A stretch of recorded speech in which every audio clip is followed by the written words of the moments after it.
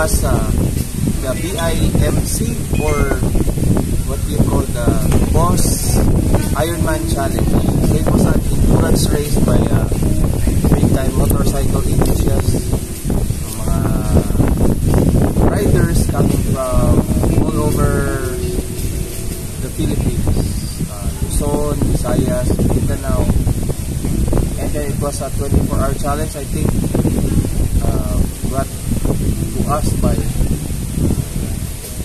BMW Philippines and Boss. So it was an issue. It was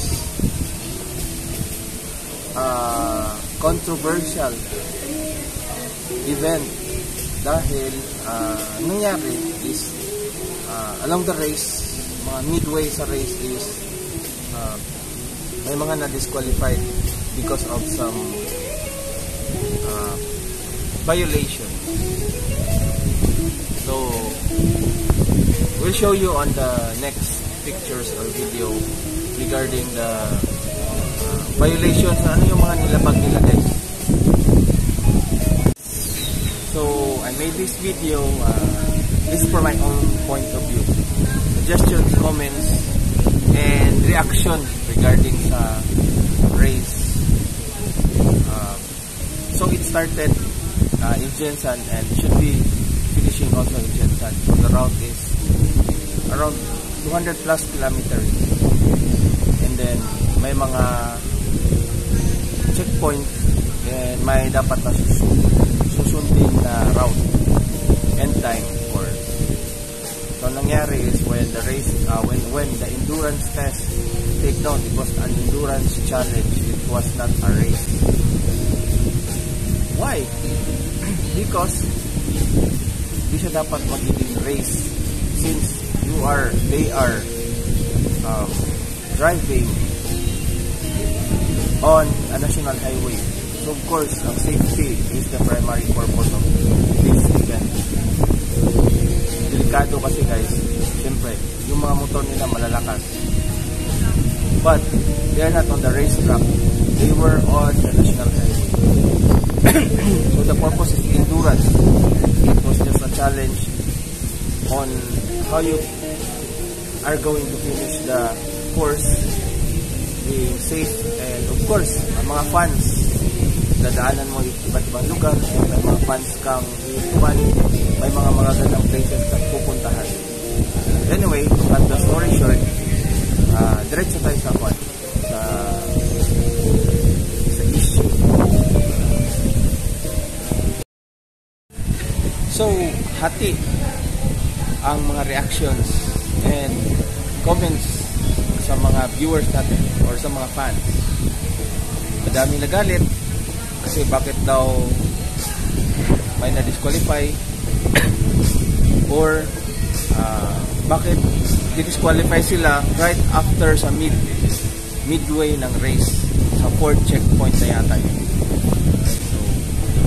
So answer it is di-disqualify sila because of overspeeding, kasi may mga corresponding cities na may mga speed limit. So they were disqualified because of the overspeeding. They were disqualified because they were too early to pass by the checkpoints, and they were disqualified because they didn't simply follow the instructions. So ito na yung announcement ng BIMC organizer. So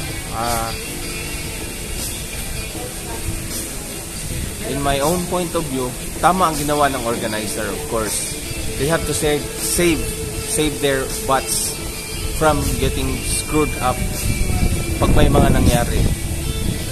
Like sa overspeeding, masyadong malakas ang patakbo. Imagine, guys, 174 to 200 kilometers per hour ang takbo. And then may mga nagsasabing around 280, 270, 280 ang takbo. So, how are you going to manage it?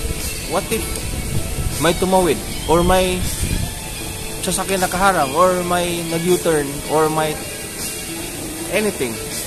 So, di ba, nangyari na nga ang ayaw natin mangyari. May isa na tumawid at nasagasaan and nadamay pa yung rider. And then second is mga lubak na daan sa agusan. Kahit na malaki yung motor nila, pag nadaanan mo naman yung mga lubak, hindi ka madidisgrasya, pero yung motor mo, I'm sure mararamdaman ang mga damages after. So for me, tama lang yung organizer. They were doing their part, they were doing the right thing. And sa inyo naman mga enthusiasts, mga riders, mga gustong bumiyahe ng mga malayo, ano bang tawag dyan? So you have to be safe, and bago ka sumali niyan, you have to make sure what are those consequences.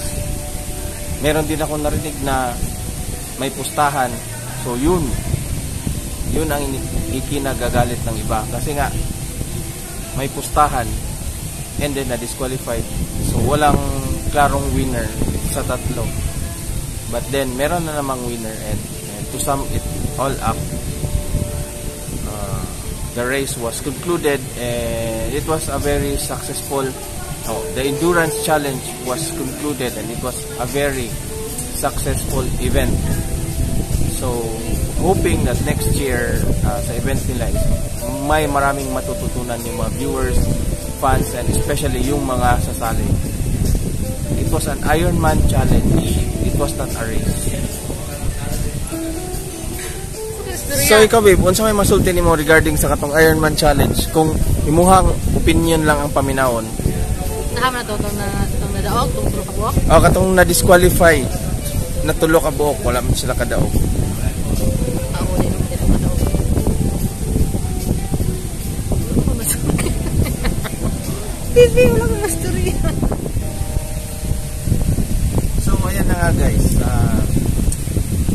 meron hindi na ako nabasa mga reaction sa comment ko regarding I think someone posted also motovlog group, and then I commented na well, tama naman yung ginawa ng organizer, and parang nag-comment sila sa akin, ay ano ka ba, but hindi nyo na lang inayaan na nagpatuloy yung race, killjoy kayo, ganyan. Of course, how would I tolerate those such things? Ang iniingatan natin dyan kung may madisgrasya, and even worse, baka may mamatay or something. And yeah, it's supposed to be fun, but yun nga, pag may nangyari, is it still fun? Hindi na. Kasi nga, nakakalungkot guys, tayo mga Pilipino mismo, hindi sumusunod sa mga rules. And pagting rules, maliit na rules lang, naturingan pa yung mga sumali. They are mga mayayaman, they are prestige, they are like, if not celebrity, they has a personality ba? So they should be a role model. Speaking of role model, ba't di na lang nila gayahin si Senator Bato? O di kaya yung mayor ng Malalag na si Mayor Peter Baltan? Ayan, nag-chill ride, pumunta ng Mati City, ng Baganga, Aliwagwag Falls, at nag-enjoy. Mabilis at magaling naman talaga silang magpatakbo. Kaso nga lang, disqualified naman. Or, kung hindi naman madisgrasya, ay sila yung nakadisgrasya. Kaya, ingat sa daan. So, kung gusto nyo pang manood or mag-enjoy sa mga videos ko, ayan, just follow Soul Traveler, Family TV, or Soul Traveler. So, until next time guys, see you, and marami tayong video na ilalagay kasi we are doing the loop, and also may mga question and answers tayo sa Facebook na may mga prizes, cash prizes, shoutouts, or may mga pinag-iisipan pa kayo.